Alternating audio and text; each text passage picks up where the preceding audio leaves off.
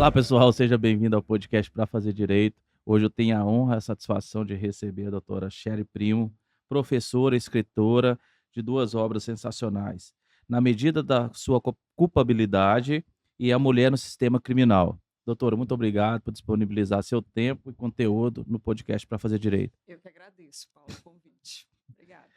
Doutora, o que se trata esse primeiro livro que a doutora escreveu? Na Medida da Culpabilidade. Na verdade, é o segundo, né? A segunda obra. É a segunda obra. O que se trata esse livro? Só para as pessoas se inteirar do que estaremos Bom, conversando.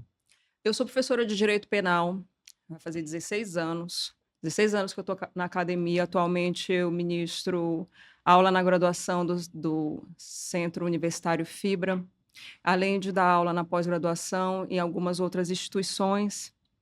E como professora de Direito Penal 2 da teoria do delito, da teoria da pena, aliás, um momento que é super delicado com os meus alunos é quando a gente fala a respeito de dosimetria da pena. Eles têm uma dificuldade muito grande de compreender, então eu passei a desenvolver o material para ajudar a compreensão desses meus Para alunos. as pessoas que não são da seara jurídica, o que é dosimetria da pena? Dosimetria vem de dosar, vem da atividade judiciária do juiz aplicar a pena, fixar a pena, tudo é sinônimo. Então, o juiz, ao final da sentença condenatória, ele vai lá e vai calcular o quanto daquela pena aquela pessoa vai receber de acordo com o crime que ela praticou e com as especificidades de cada processo. Porque no direito penal vem a pena abstrata, né? Sim, E aí direito penal, o legislador ele é responsável em culminar a pena abstrata de cada crime que ele cria, que ele tipifica. Então, ele vai lá e coloca o mínimo e o máximo da pena para cada crime que ele cria, não é? Já analisando, já oferindo a gravidade desse crime que ele está criando. Existem mecanismos objetivos para que você consiga fazer essa dosimetria da pena. Quais são eles? Mecanismos, o próprio Código Penal, ele traz como se fosse assim as regras da dosimetria da pena. Então, o juiz, dentro da atividade dele, ele tem um poder discricionário que é limitado justamente pelo que está na lei. Então, ele tem uma liberdade de poder aplicar aquela pena, mas ele tem essa limitação que é justamente para a discricionariedade não virar uma arbitrariedade, né? Então, a gente possui algumas regras e como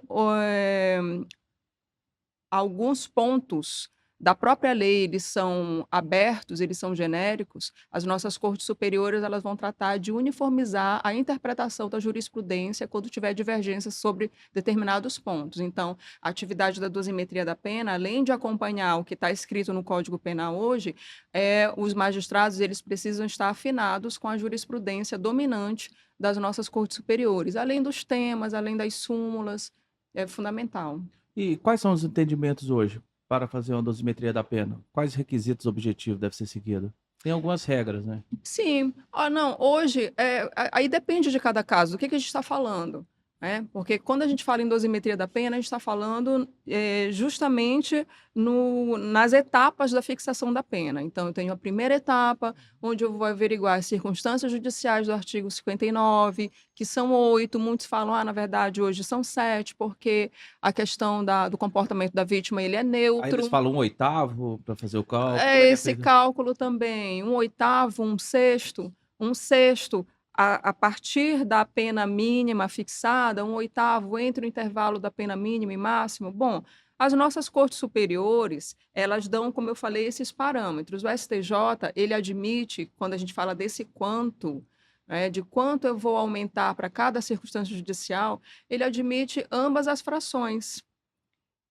Vai depender de como o magistrado ele vai atuar ali, qual é que ele vai escolher. Então, um oitavo, um sexto, ambas as frações. O que não se admite mais na nossa jurisprudência, que algumas doutrinas ainda insistem em colocar, é o início da fixação da primeira fase no ponto médio, né?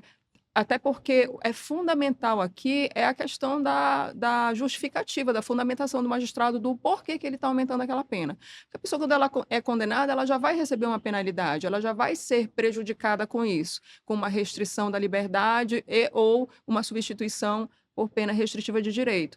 Então, para justificar o aumento da pena, o juiz ele tem que fundamentar com base em fatos concretos que vão ser retirados do processo, aquilo que foi produzido por um processo. Então, ele não pode fazer uma dosimetria da pena genérica, ele não pode justificar nenhum tipo de causa de aumento de pena, seja na primeira, segunda ou na terceira fase, com elementos íncitos, típicos do tipo penal apurado, porque isso daí causa uma nulidade. No seu livro, o que é tratado sobre a dosimetria da pena? Quais foram as novidades? Quais foram os aspectos utilizados para escrever esse livro?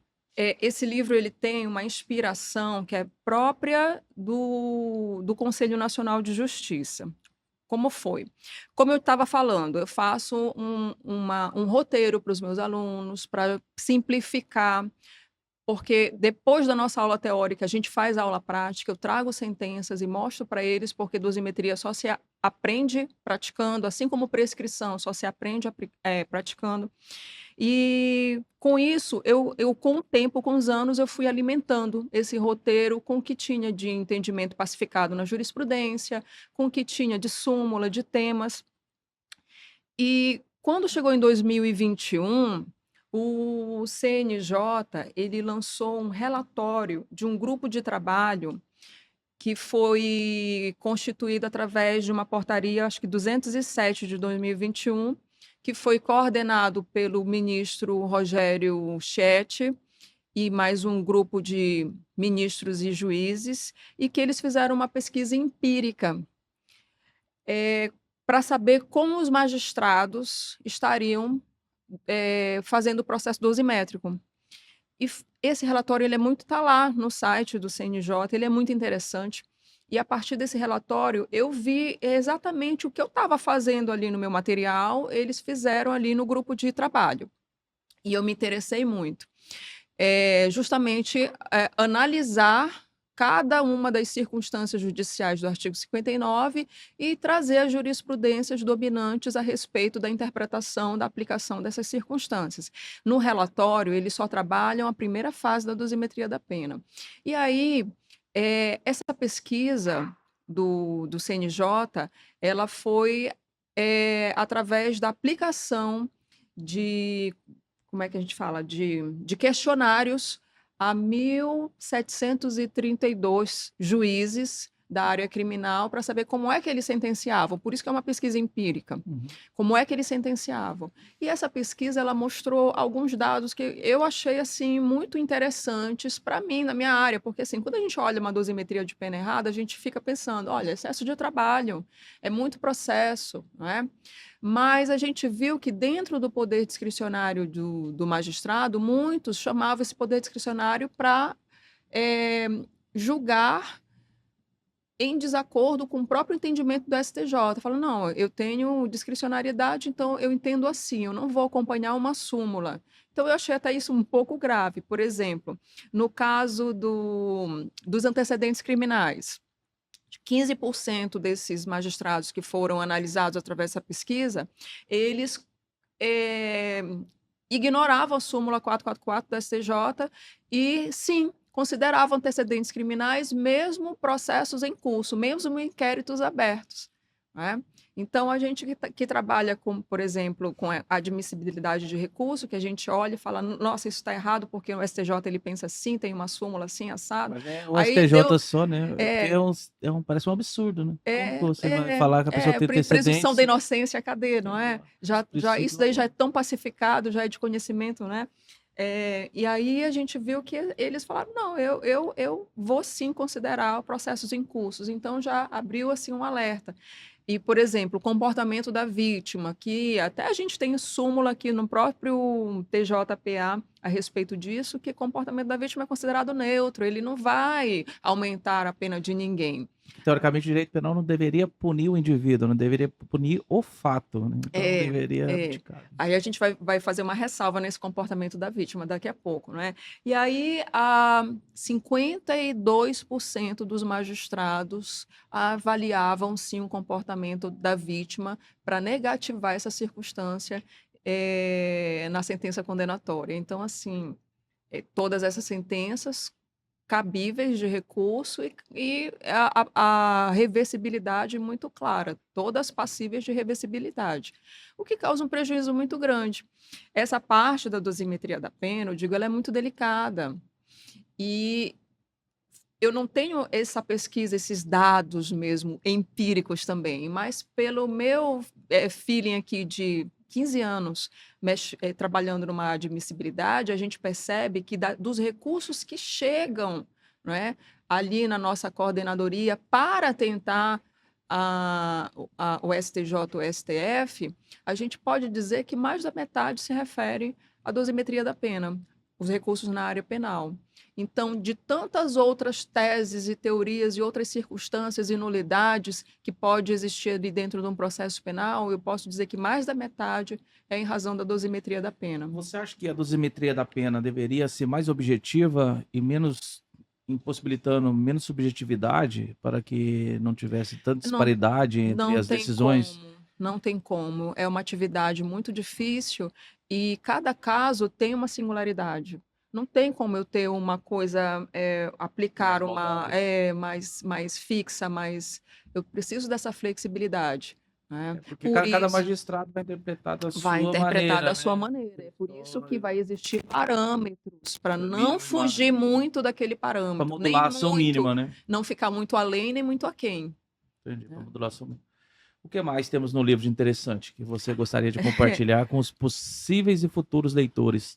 Toda vez que a gente vai falar a respeito, dar uma aula a respeito de dosimetria da pena, a gente vai profundamente em cada uma dessas fasezinhas, não é? Aí, como eu falei aqui, o comportamento da vítima que eu acabei de falar, a doutrina entende que ele é neutro. Entende, mas abre uma possibilidade dele ser avaliado, que é justamente quando ficar demonstrado, comprovado no processo em que a vítima, ela instigou, ela foi precipitadora daquele crime, desde que isso não seja já uma causa de diminuição como privilégio no homicídio, entendeu? Ou uma atenuante genérica, eh, aquilo ali pode ser usado para compensar com outra circunstância judicial que foi negativada. Isso quase ninguém utiliza.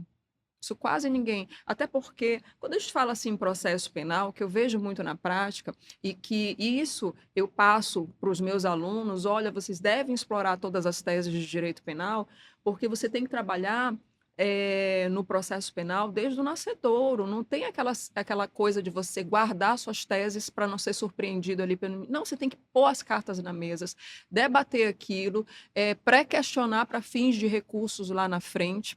Porque e extrair o máximo, produzindo o que você vai poder utilizar lá no final. Você não tem que se ater àquela tese de que eu quero absolver, negativa de autoria, é excludente. Não, pensa numa possibilidade de uma condenação e para você trabalhar nessa condenação com o que você produziu.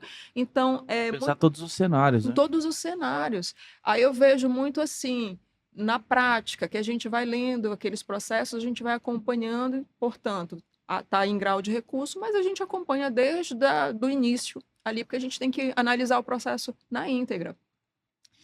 Que se deixa, por exemplo, de produzir algumas informações que elas são interessantes para aplicar as teorias, não só da parte geral, mas como da parte especial.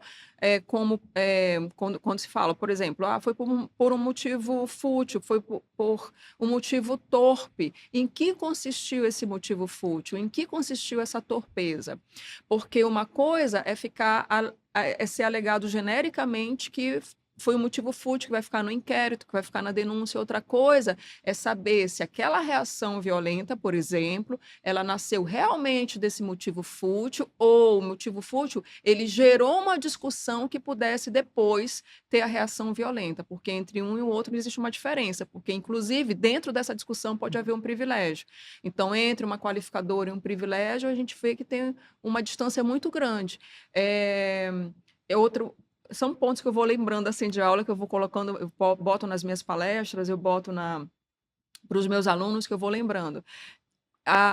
As causas de aumento de pena, as agravantes também de cada dispositivo. Por que que você não pergunta num furto eh, qualificado por escalada? Por O que que estado. você não pergunta realmente qual foi a altura daquele muro, qual foi a altura daquela janela pulada? Porque uma pessoa que pula uma janela para praticar um furto vai ficar como furto qualificado mediante escalada. Se essa janela ela é baixa, como muitas obras arquitetônicas hoje em dia modernas, não existe esforço nenhum para isso. Portanto, afasta-se a qualificadora. Se eu não exploro essa questão da altura do muro, da altura da janela, o meu cliente ele vai responder por furto qualificado. Entendeu? Então, são essas nuances que tem que ser perguntada, que tem que ser esclarecida para a gente ir produzindo o que a gente quer alegar. Tem mais alguma coisa que você gostaria de pontuar sobre na medida da sua culpabilidade? Na medida da culpabilidade, eu trago esse título justamente do artigo 29 do Código Penal, que quem concorre para o crime responde pelo mesmo crime, vírgula, na medida da sua culpabilidade, justamente porque a dosimetria da pena ela tem que ser personalizada, ela tem que ser individualizada, que é um princípio maior aqui da aplicação da pena, não existindo margem para generalidades, né? Então, Então foi, já que chegou nesse tema, vamos para uma pergunta polêmica, né? Nos deparamos recentemente com a questão dos atos do 8 de janeiro, e que foi julgada aquela, acho que era cabeleireira, né? sim. Que escreveu o de batom, perdeu o mané. E em uma semana ela estava sendo julgada, estava presa. Aí, quando o ministro Fux chamou a atenção para a questão da dosimetria da pena, no outro dia ela já estava em prisão domiciliar. Essa interpretação tão ampla, você não acha que é muito prejudicial nessa questão da dosimetria da pena? Haja visto que teria esse padrão, teoricamente, mínimo e máximo ali para modular essas decisões? Especificamente a respeito dessas penalidades em que alguns criticam pelo o elevado quanto da aplicação da pena, Paulo, sinceramente, eh, nós estamos falando de concurso de crimes. Então, a população, quem é leigo, tudo bem, estranhar o porquê de 14 anos. Quem é da área jurídica e principalmente da área criminal sabe que ninguém está respondendo ali por um crime único, e ninguém está respondendo ali por um crime de menor gravidade. São crimes graves, o ato é um ato, os acontecimentos foram graves, e ali a gente tem o concurso não só de crimes, como concurso de agentes, o que faz com que a pessoa, quando ela adere àquilo ali, quando existe o liame subjetivo, ela responda por aquilo que ela participou. E não interessa se em menor e maior grau a sua responsabilidade, mas o concurso de agentes. Então, ali, pelo que eu não tive acesso ao processo, toda vez que eu não tenho acesso ao processo, eu falo de modo mais restrito a minha opinião, até porque eu tenho muita responsabilidade em emitir uma opinião como professora. Então, ali, com certeza, existe uma dosimetria da pena, de uma somatória de crimes, exasperação ou somação, concurso material ou concurso formal, próprio ou impróprio, e aí a gente tem que ver o que aconteceu dentro daquela sentença, mas, com certeza, as penas por causa, parece que foram 5 crimes, as penas por cada crime, elas não foram demasiadas, como se falam, demasiada porque houve a somatória em razão do concurso. Então, eu entendo muito que é claro que existe a possibilidade de recurso, a possibilidade de diminuir pena por algum tipo de falha ou excesso que possa ter ocorrido, mas eu entendo que o quanto dessas penas chegam mais ou menos ao que está chegando mesmo. tendo em se for vista a as condenações aos crimes, né? tendo em vista o que foi apurado. Então eu não vi o Para processo, eu não sei o que foi apurado. teoricamente, para a redução dessas penas, teria que desqualificar alguns crimes ali, ou retirar, né? Absolver de alguns Não, crimes. se você está falando de redução, você está falando em É. trabalhar só na dosimetria e não. Não, eu tô falando por causa Sim. para as pessoas entenderem, porque como você está mencionando, pelos crimes o qual foi imputado, teoricamente daria essa pena mesmo, não fugiria desse número, dessa pena. Tendo em vista que, ao contrário de que muitos falam, não foi um ato de pichar a estátua.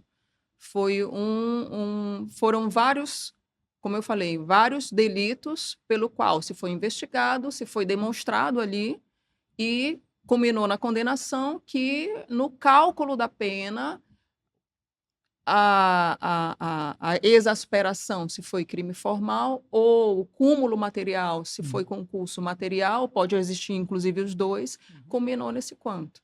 Não, eu entendi, era só para levar a informação, tentar levar uma linguagem mais clara, que, de fato, se ele fosse condenado pelos cinco crimes o qual foi imputado, não iria fugir dessa dosimetria Não da pena, iria. iria ficar próximo disso.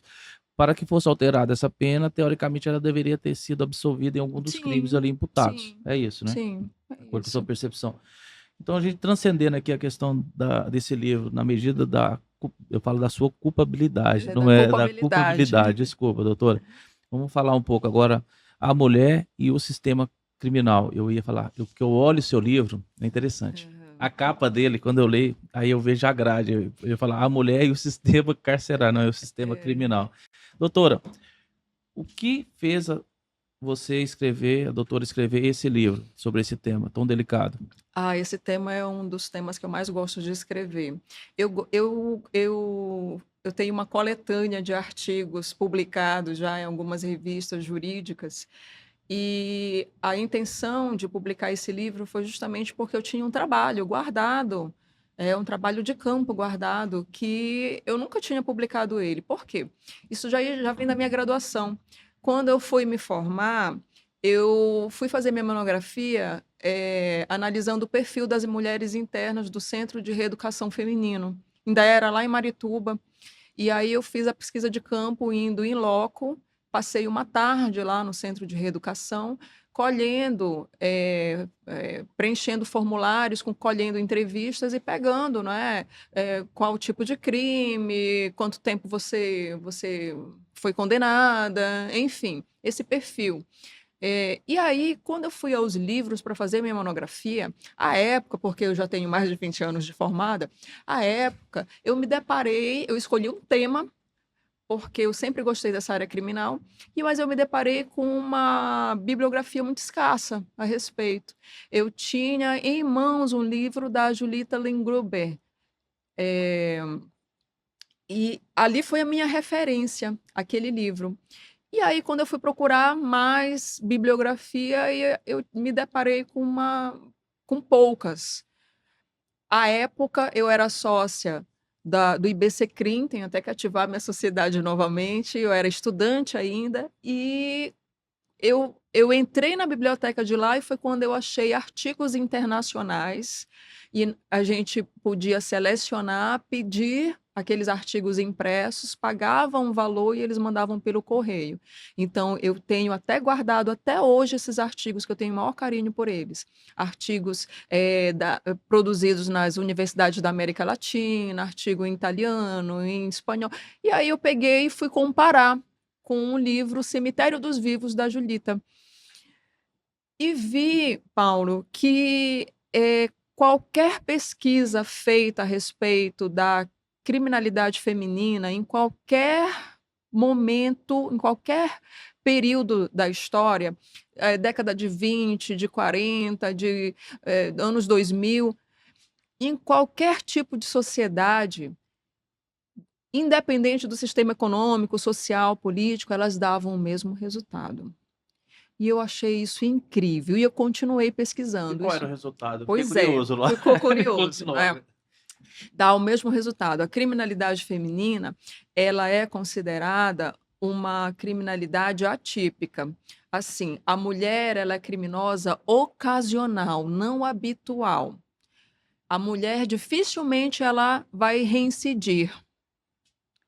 E o número da criminalidade feminina, ele é extraordinariamente menor do que a masculina. E a vinculação com o cônjuge, marido, Pois é, esposa? isso aí a gente tem várias explicações para isso, não é? As explicações, até determinado ponto da nossa história é justamente a questão da sociedade machista que procurava extirpar o espaço público da mulher. Então, a mulher que era o espaço dela era o privado, dona de casa, esposa, ela não tinha as mesmas condições criminógenas que os homens para delinquir. Na medida que ela vai participando da vida ativa da sociedade, isso começa com a Revolução Industrial, quando ela vai às fábricas no século XIX oferecer os seus serviços, não é? Preços vis, a exploração da mão de obra infantil e feminina, a criminalidade feminina ela começa a aumentar também, porque a mulher ela já está mais exposta. Mesmo assim, e aí a gente vai numa toada de inserção da mulher na vida política e econômica do país em que ela vive, mas mesmo assim a criminalidade feminina ela aumenta, mas a proporção com relação à criminalidade masculina ela continua muito. E a cooptação pelo homem, Pois é, a ela mulher? continua muito diferente. Hoje, nós temos uma criminalidade feminina, crescente, muito mais por causa do tráfico de drogas. E é justamente por isso que tu estás falando. Sempre está ligado à questão masculina, à questão dos homens, não é? Marido, companheiro, irmão, pai, ou a mulher ela está ali auxiliando a atividade criminosa dos seus companheiros, ou ela assume o lugar na prisão ou na morte deles, mas assim, O inserimento dela. a entrada mesmo no mundo do crime da mulher, a gente pode dizer que é o tráfico. A maioria delas. Mais de 60% das mulheres estão presas hoje por causa do tráfico no Brasil todinho. Mas eu acredito que esse cenário também deve repetir no caso de homens, né? Também, Eu acho que também. não deve fugir disso, não. No caso dos homens também, a maioria preso pelo tráfico de drogas, mas ainda, mesmo assim, a gente tem um número considerável de homens, por exemplo, por crimes contra o patrimônio. De mulheres, a gente já tem. Não que não existam mulheres, quando a gente fala assim, o homem é mais propenso ao crime, a mulher, ela biologicamente, ela não é propensa ao crime. Não é que não existam mulheres serial killer, mulheres que comandam o tráfico, organizações criminosas. Não, existem. Mas proporcionalmente esse número é Me muito. trouxe uma curiosidade. E a gente falando do direito penal econômico, crime do colarinho branco, você acha que já equipara um pouco mais ou não? Porque esses crimes violentos a gente percebe que realmente a mulher fica bem aquém. Não Mas nesses equipara. crimes diferentes. Não equipara, eu vou te dizer por quê. Porque dificilmente as mulheres elas estão em posições de direção, de chefia, ali, naquela posição que vai propiciar esse tipo de crime também. Entendeu? Dificilmente. Na questão política também, a gente vê um número mais escasso de mulheres, e assim concomitantemente. Mas se a gente analisasse em questão de proporcionalidade, pela sua pesquisa, pela sua experiência, você acha que a mulher é menos propensa, nesse caso desse tipo de crime também, a entrar para atividade criminosa ou não? Ela menos porque a mulher, assim, existe a criminologia, ela possui um estudo também muito discriminatório com relação à mulher.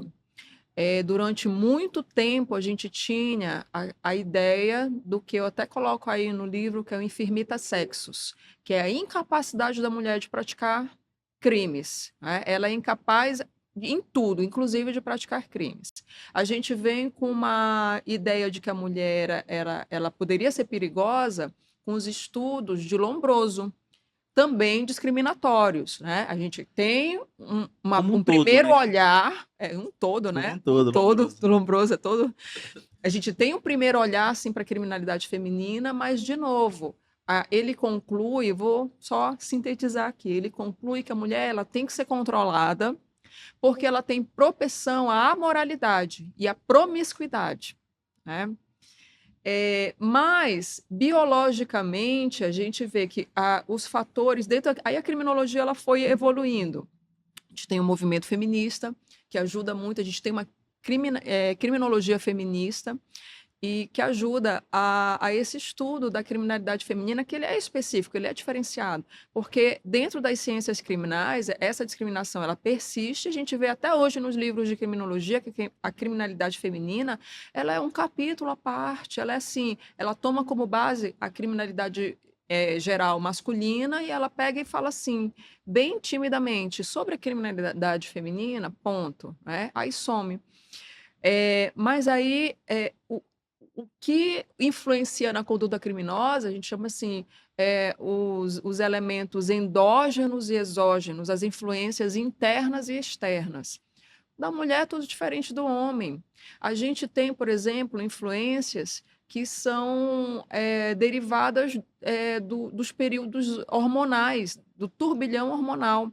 Por exemplo, nós temos a propensão mais para a prática de crimes, e não que isso seja uma condicionante isolada, é aliada a outras, Por né? aí dá um recado para os homens. No, Se afaste desse período. nos períodos menstruais, da gravidez e na menopausa.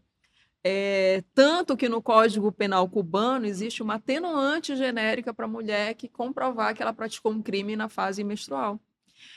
Nós temos no Código Cubano. Nós temos, inclusive, livros a respeito disso, presas que menstruam, né? Mas agora fiquei curioso, por que o Código Cubano? Porque é bem interessante quando você faz a analogia do Código Penal. A nossa literatura mostra que existe a atenuante, né? E aí também a questão da influência do meio, a questão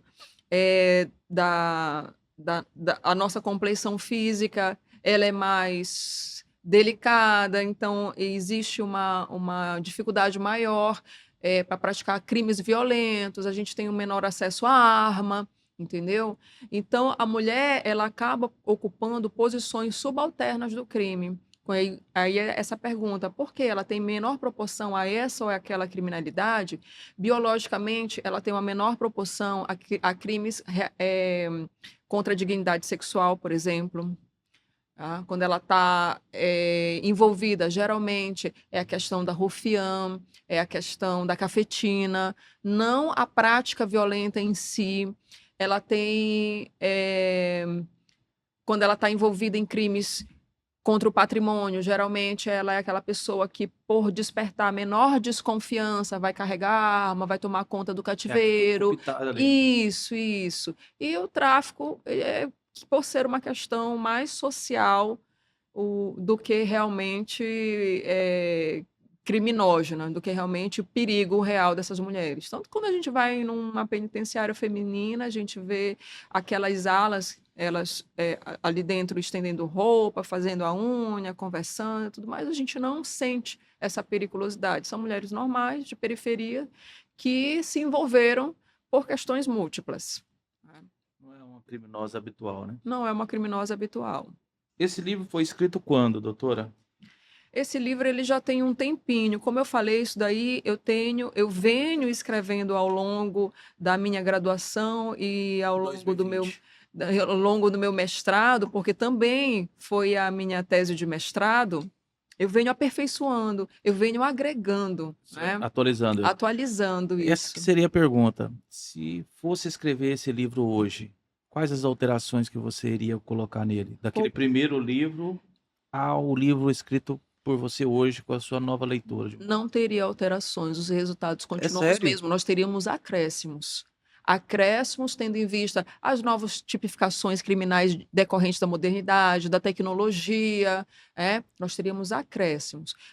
Aqui eu ainda faço muitas críticas a respeito da questão materna no cárcere, hoje já tem um olhar mais humanizado para a questão materna. Qual a sua leitura no livro aqui sobre essa questão? A questão materna, a mulher, olha, essa criminalidade ela é tão específica que, como eu falei, existe a discriminação tanto da mulher criminosa como da mulher vítima também. Aí já é outro ponto, outra área, não é? A mulher que é criminosa, ela não infringiu, ela não violou só aquela norma penal, ela violou as regras que a sociedade impôs, quer que ela ocupe o lugar que é de mãe, que é de dona do lar, que é de esposa. Então, existe um fenômeno que ele acontece em todas as penitenciárias femininas, que é o abandono dessa mulher. É o abandono familiar, é o abandono pelos seus companheiros. Dificilmente os companheiros eles aguardam o cumprimento de uma pena se ela for maior. O que não acontece com os homens. As mulheres estão ali firme e forte na visita do domingo, levando suas mães, suas esposas, seus filhos, entendeu? Um dia de visitação numa penitenciária feminina, ele é muito triste, porque quase não tem visitação. Então, as famílias, elas abandonam. E abandonam também o acompanhamento dos seus processos criminais. Porque, mesmo com uma condenação, existe a questão de acompanhar a execução penal. Às vezes, a maioria deles assistidos por uma defensoria pública em que pese ter mutirões e a defensoria pública ela ser muito atuante, muito boa, muito preparada, seus defensores, vez ou outra é preciso que a família, ela quer entender, ela vai lá dar uma cutucada, o que está acontecendo, não é? Então, no caso da mulher, ela é abandonada até nisso, nesse acompanhamento processual, que é a família que traz um feedback para ela, que a família nem vai lá. Então, muitas mulheres, como a gente estava falando, por fenômenos endógenos também, que a criminologia ela explica, praticam um crime como quando estão grávidas, ou a maioria dessas mulheres, quando a gente vai contabilizar em pesquisa de campo, elas possuem filhos. São mulheres, a maioria são mulheres jovens, principalmente as ligadas ao tráfico de drogas. E muitas engravidam na prisão também. Me explica como. Eu fiquei curioso. Em que pese ter uma dificuldade maior da visita íntima para as mulheres, que é outro tipo de discriminação do próprio sistema criminal, não é? Então, para os homens, poucas condicionantes são aplicadas ali para a mulher, são tantas condições que às vezes até desestimula a visitação íntima. Mas acontece. Esse fator de engravidar no presídio, você acha que pode ser uma estratégia de defesa também ou não? Não acredito, não.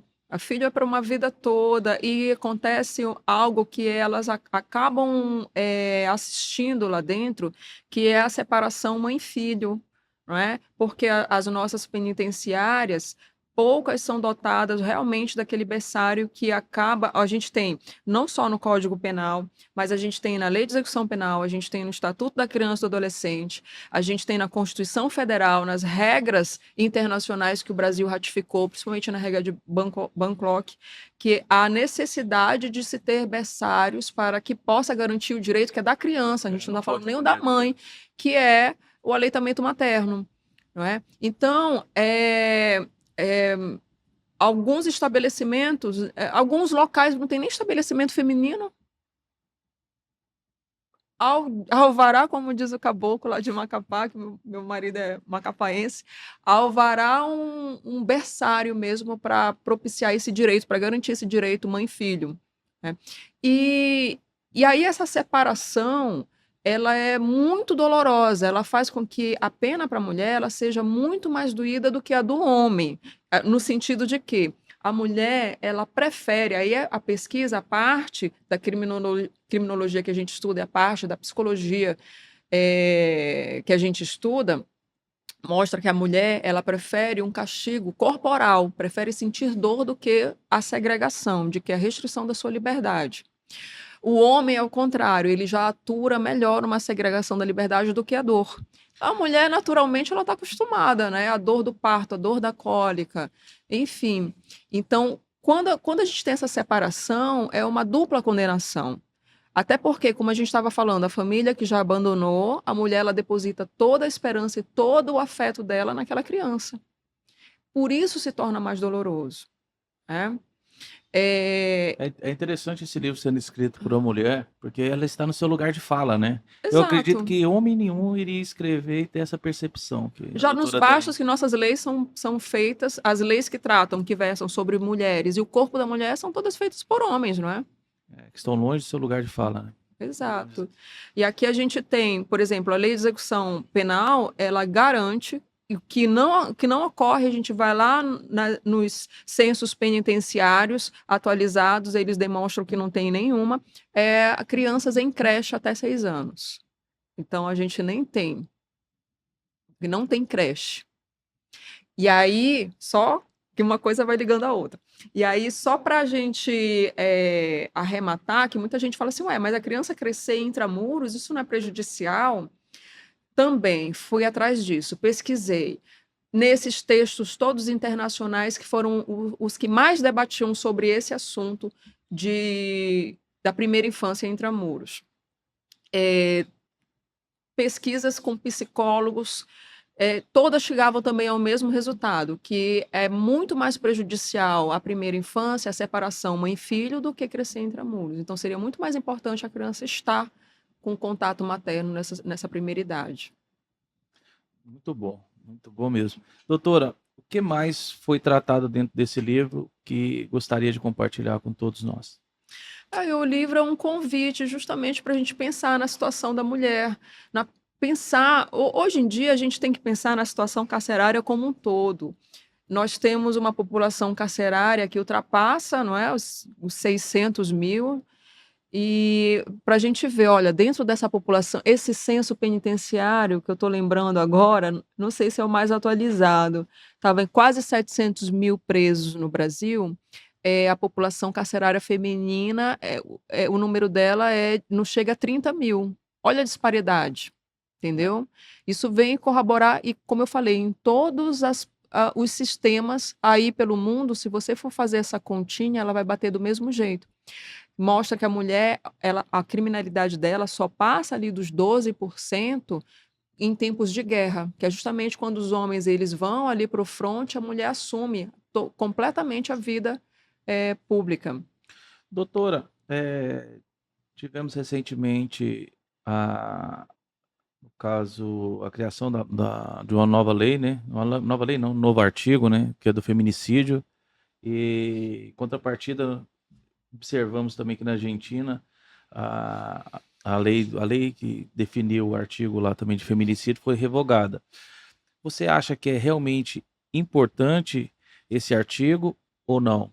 Qual a sua percepção como Paulo, mulher? a gente tem uma toada aqui no Brasil que ela é muito equivocada, de um direito penal, não só do inimigo, como o direito penal do movimento da lei e da ordem. Tem que ter mais rigor em tudo, tem que aumentar as penas, tem que tipificar condutas, tem que construir mais presídios. Isso aí não vai funcionar enquanto não mudar uma mentalidade em outras áreas que não seja do direito.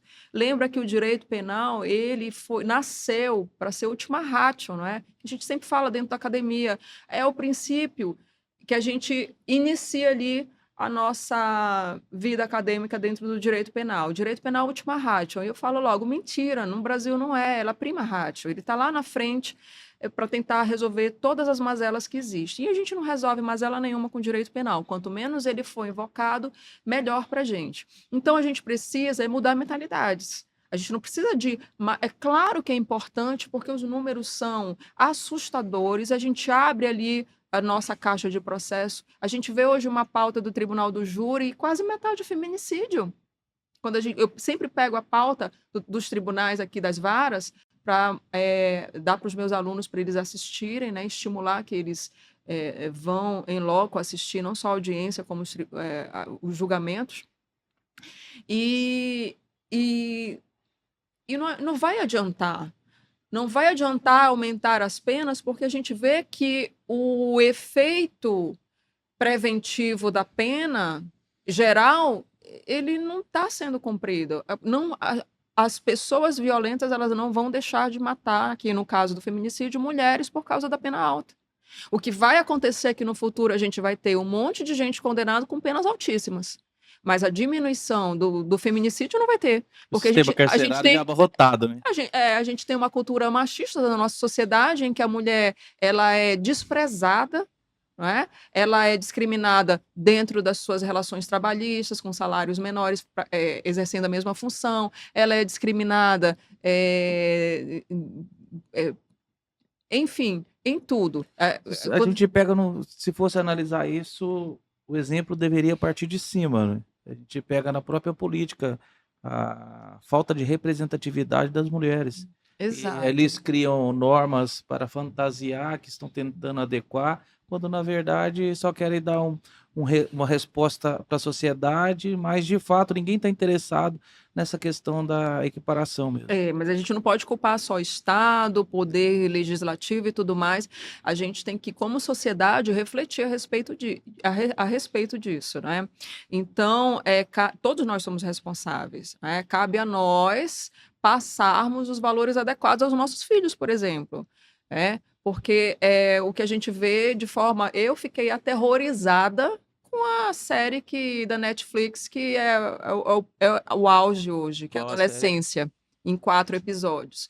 É uma Muito bom. série que revelou que a percepção machista, ela está tão enraizada na nossa sociedade que os nossos adolescentes hoje, de uma geração entre 13 e 14 anos, né, eles possuem, eu não sei se posso falar assim, né, Pode. comunidades, grupos misóginos, porque hoje eles culpam o insucesso das suas relações amorosas para a mulher que é culpada disso. Então, não são eles que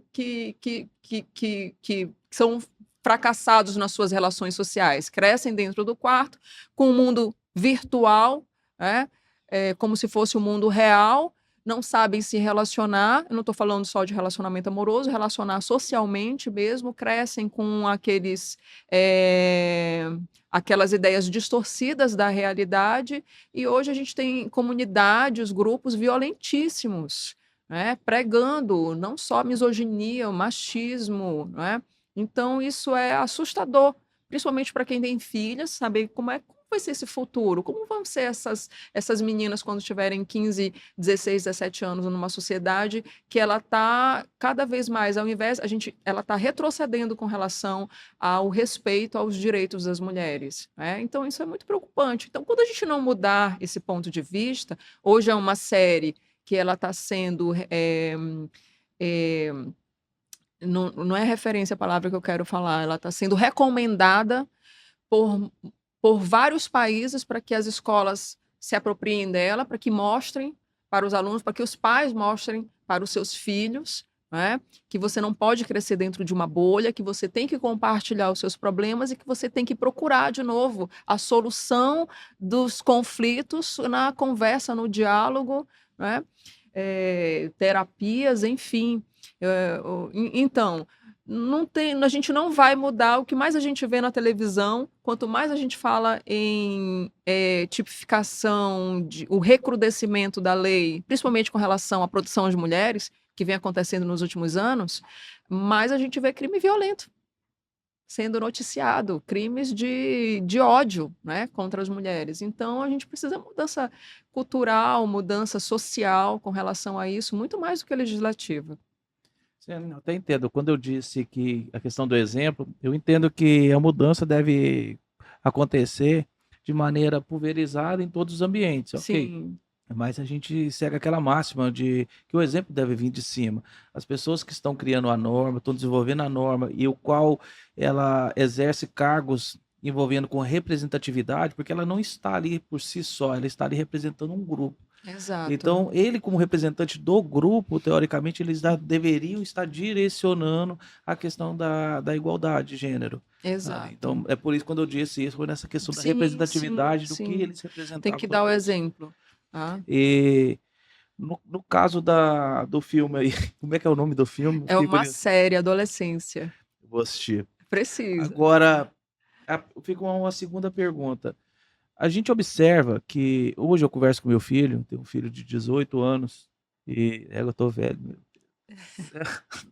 E eu conversando com Tudo ele, tudo eu bem. percebo que existe aquele machismo estrutural, a gente foi criado com educação bem mais tradicional, e ele já foi criado de uma maneira diferente. Eu vejo que questões de preconceito dele é muito menor, porém agora já vem essa outra análise. Parece que acertou, tentou corrigir de um lado, mas se perdeu do outro. Qual a sua percepção sobre isso? É Quando que seria o ponto de equilíbrio sobre É isso? exatamente isso. Quando a gente fala assim, parece que tem o adolescente hoje, o seu filho tem 18, o meu tem 20. Tá? O adolescente hoje, o jovem adulto, vamos botar assim, o jovem adulto hoje, ele tem uma consciência muito maior a respeito do que é preconceito, do que é discriminação. É, porque nós resgatamos, veja bem, na nossa infância, vamos lá, na nossa infância, não é que não era preconceituoso o que se falava, não é que a gente tinha pouco espaço. A gente sai de uma ditadura para uma redemocratização, para uma abertura política econômica e uma abertura do jornalismo, onde a década de 80 e a década de 90 era euforia. Agora eu tudo posso, eu tudo falo. Né? Então ninguém tinha o feeling. Né? Além do que, as pessoas mais afetadas, elas não tinham lugar de fala, a gente não tinha rede É porque social. tinha uma repressão, literalmente. Estava repreendido, e quando Repreendido. soltou, Soltou, veio vou aquela falar avalanche. tudo, não tenho filtros. E aí se falava de mulher, de loira, de preto, não é? Com muita piada. A gente vê isso em programas até infantis. Recente, não tem todo E aí, no momento em que a gente tem revolução tecnológica, década de 90, que a gente começa com rede social, todo mundo passa a ter passa a ter voz, lugar de fala não, voz, para dizer, não, mas isso não está muito legal. Então, muita gente da nossa geração falou hoje assim, hoje tem muita frescura, antigamente não era assim. Não é frescura, é que na medida que a gente foi tendo a possibilidade de se manifestar, a gente foi abrindo espaço para discussão, discutir, olha, mas isso magoa, isso não pode, O isso impacto também é maior. Né? Hoje o impacto é bem Então maior. a gente acabou se reeducando e tendo uma educação com base nessas discussões para os nossos filhos, que aí, como você mesmo pontuou agora, em algum momento a gente se perdeu para a tecnologia. No momento em que os nossos filhos tiveram aquela migração entre infância de brincadeira na rua e o mundo virtual. Teve um pouquinho de tudo. Mas essa juventude de agora, ela cresce completamente dentro do quarto, completamente imersa só nesse mundo virtual. E aí que surge o perigo. E aí que a gente agora tem que agir, tem que abrir a nossa cabeça também, porque também foi para mim um mundo desconhecido, e trabalhar com relação a isso. Eu só estou querendo saber do livro agora. Pois é. E aí a gente pontua essa criminalidade específica, que ela precisa ser analisada de uma forma também especializada, ela não pode ser analisada com base na criminalidade de maneira geral, porque essa criminalidade geral, ela acaba refletindo no tipo de cumprimento de pena que também é criado, é idealizado, é arquitetura com base masculina e não serve para o cumprimento de pena da mulher. Então, as penitenciárias femininas, elas precisam ser estruturadas para atender às especificidades das mulheres e dos seus filhos, para aquelas que têm um cumprimento diferenciado. E também a possibilidade das prisões domiciliares no caso de crimes de pequena gravidade, mulheres que são mães, que não têm com quem deixar os seus filhos. Essa questão da estruturação dos presídios femininos afeta diretamente a dignidade da pessoa humana. Não tem nenhum tipo de Nenhum retaliação da tipo. ONU, retaliação quando eu digo no sentido... Agora a gente tem uma decisão importante, que o número não está na minha cabeça agora, uma resolução do Conselho Nacional de Justiça que possui recomendações, né, para os próximos anos a respeito da humanização do sistema carcerário, porque como um o todo. Brasil já foi punido, né, algumas vezes pelas cortes internacionais, até porque ele é signatário de diversos Sim. tratados. Na minha percepção, de maneira rasa, sem ter uma profundidade de conhecimento desse tema, eu vejo que sim, que afeta diretamente a dignidade da pessoa humana. E da pior maneira, afeta a dignidade da pessoa humana de uma criança que não tem nenhum tipo de pena a ser cumprida naquele presídio. Então deveria ter uma estrutura ali para, pelo menos, proteger esse menor, né? Como você visualiza hoje a questão do direito das minorias? Está fugindo um pouquinho o tema aqui, só para a gente ter uma percepção. Minoria seria o quê? A minoria no sentido geral, né? Hoje a gente fala LGBTQI+, a própria mulher também é considerada como minoria, já vista que ela não tem as mesmas Eu colocaria os condições. mais vulneráveis, digamos assim. Né? Seria mais ou menos isso. Os que não têm as mesmas condições, que ficaria estranha essa colocação que eu iria fazer aqui. Eu vou até me rebobinar aqui para voltar a tentar fazer uma colocação mais correta. A minoria se entende aqui aquelas pessoas que não têm igualdade de oportunidades. No caso, as mulheres, porque ela não tem igualdade de oportunidades. no caso a LGBTQI+, porque também não tem igualdade de oportunidades. Então, ou seja, essa minoria no contexto geral. O direito em si, ele se adequa. Então, a gente percebe, às vezes, criação de normas como uma forma de equilibrar essa diferença. O que a doutora percebe sobre essa situação, dessas criações de normas? Ou a gente pega Lei Maria da Penha, uma série de leis que são desenvolvidas para isso, uma forma de equiparar. Qual a sua percepção sobre esse tema? Olha, as normas elas são necessárias justamente porque elas vão trazer um comando, não é? Que daí pode influenciar a mudança de uma estrutura ou a mudança de comportamentos. Então, ela traz um comando. No caso da norma penal, a gente está falando de uma repressão, vai trazer uma penalidade em troca disso. Mas a norma, em termos gerais, né? Nós temos muitos tratados internacionais ratificados pelo Brasil que tratam dessa questão da vulnerabilidade de determinadas classes. Né? Sem isso, fica inviável a gente ter um respaldo para poder agir. Então, a gente precisa, mas mais uma vez, Paulo, a gente precisa trabalhar na nossa mentalidade como sociedade, como coletivo, que o ser humano, em geral, ele tem direitos. A gente não pode diferenciar em razão de cor, de classe social, em razão da opção sexual. Ninguém tem nada a ver com a opção sexual da pessoa, entendeu? Tivemos um caso recente que é interessante para a gente fazer uma observação aqui. É o caso Daniel Alves.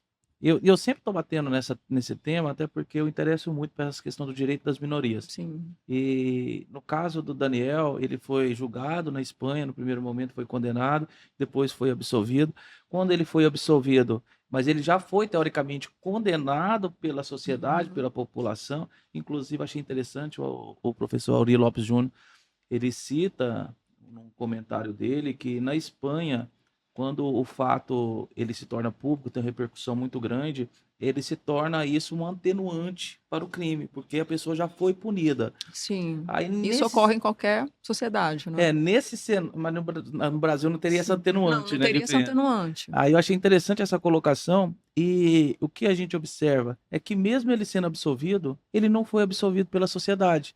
Então, a pessoa que desvirtuou, eu estou colocando aqui, não estava presente, não visualizei, porém, as pessoas que fizeram o julgamento ali foi embasado em provas, essas pessoas chegaram ao consenso do que ele deveria ser absolvido, pois não tinha provas e o depoimento dela estava confrontante com as provas ali apresentadas, ok? Chegamos, então, na absolvição dele.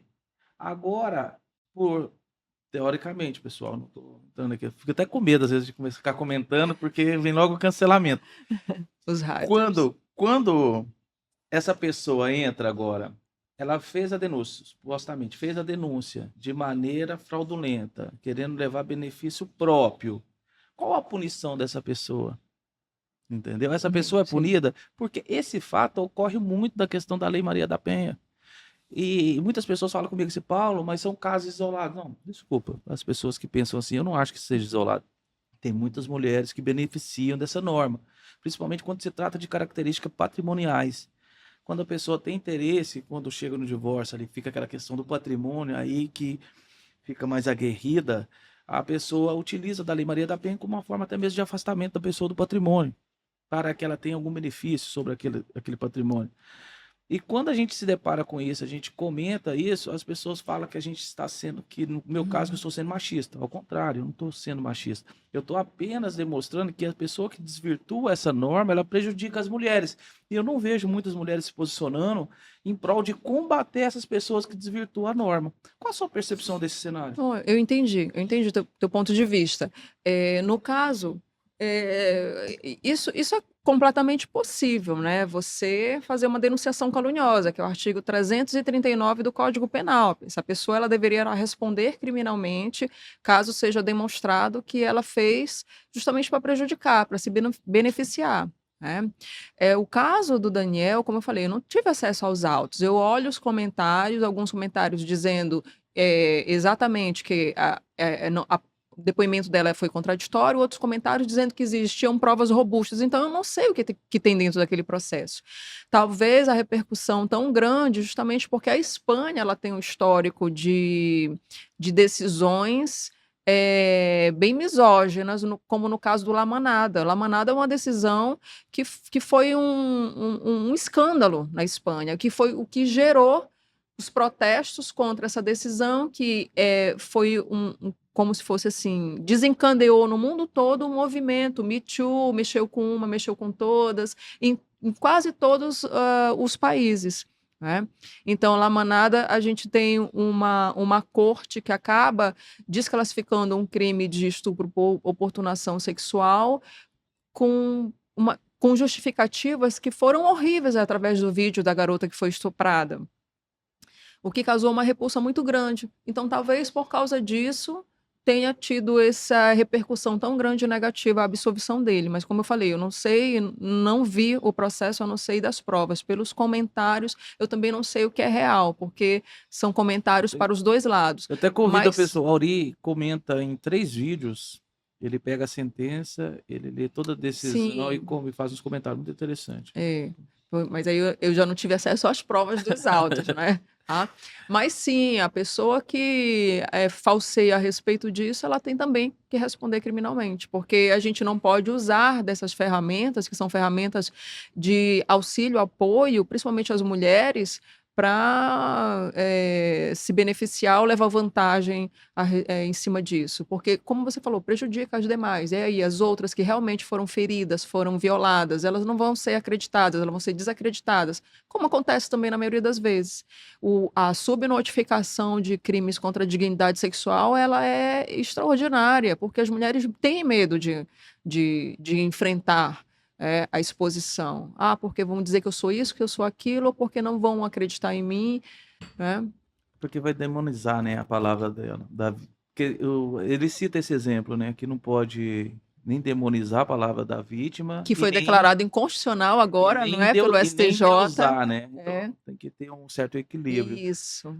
Eu gosto de tratar desse tema, às vezes questionar, porque a gente entende, de fato, que Sim. a norma é importante, viu? Eu sempre falo, a norma é extremamente importante, mas que deve ser combatido esses excessos, deve. A gente Porque tem que analisar o caso tecnicamente, desprovido de qualquer paixão, seja ela política, seja ela qualquer ideologia religiosa. Então, eu trabalho muito assim. Quando eu vou dar a minha opinião, eu gosto de analisar, olha, se tem que ser assim, tem que ser assim, se não é, não é, independente de quem seja vítima, de quem seja o agressor ou vice-versa, eu acredito entendeu? que uma análise correta de qualquer caso Qualquer específico caso, tem que retirar o sujeito. Se lógico. você partir da premissa da análise do sujeito, provavelmente você vai errar na análise dos fatos, porque você fica contaminado. Então, teoricamente, tem que analisar o que está Exato, acontecendo. exato. Independente de quem quer que seja. Exato, sem Não, se for alguém que você gosta, se for alguém que você idolatra, independente. Se está errado, tem que ser investigado. Se foi comprovado, tem que receber a respectiva pena e assim sucessivamente. Se não, tem que ser absolvido.